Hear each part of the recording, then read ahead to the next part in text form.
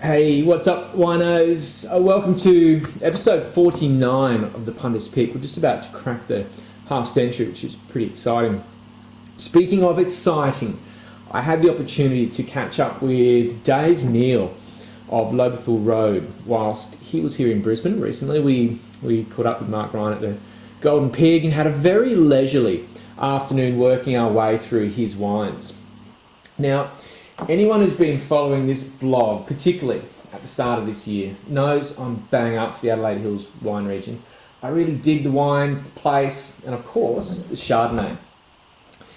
Dave's based in the hills and has got two labels. The Lobethal Road range, which sells for around $20. There's a Savvy, a Pinot Gris, and a Shiraz. And then there's the premium Bacchant range, which currently features a Shiraz, and this, the Chardonnay, 2012's current release. They sell for about $30-40. They're all estate-grown wines and are well worth a sticky beat. Just a little background to Dave and his label. Dave's experience and passion is in the vineyard, and this is clearly evident when he talks about the wines. It's all about the vineyard and the dirt in which it grows. He spent some time in Tasmania working at Brim Creek in the 90s while studying.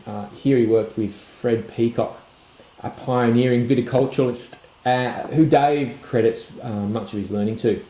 Prior to this, even earlier in his career, Dave worked with Berry Estates in the late 70s before heading OS and working with Whitbreads in London, and then with the great Len Evans back here on home soil. It was in 97 when he moved up to the hills, where he was establishing and managing vineyards. His own label, Lobethal Road, came into being with the first vintage of Shiraz. I think it was 2001. After our tasting, I could have chosen any one of the wines to feature, but this Chardonnay, was a real highlight for me amongst the range. I've got to give props to the Shiraz too. Both the Bacchant and the recently bottled Lobethal Road Shiraz are off the chain. Keep an eye out for them. They are awesome. This, I've even got the fancy glass, which I tend to spill. This is Chardonnay that tastes like Chardonnay.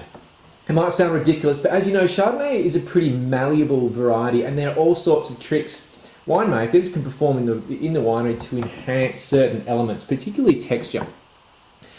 And look, there's been a trend towards super lean, ripped, cut, buffed, and kind of racy Chardonnay, and this is slightly more old school, rich, textured, it's kind of layered with complexity. For those who care, it's made from 4 different clones from a single site. 100% Malo, whole bunch, natural ferment, pressed, barrel fermented in 50% new French oak for a year, blah, blah, blah. What's really important is how it tastes, and this is a ripping example of Adelaide Hills Chardonnay. The site on which it grows is a warmer site, which kind of lends itself to more melon and ripe stone fruit, rich, layered wines. There's acid to balance it, but it's Chardonnay that tastes like Chardonnay. And that, my friends, it's a very good thing.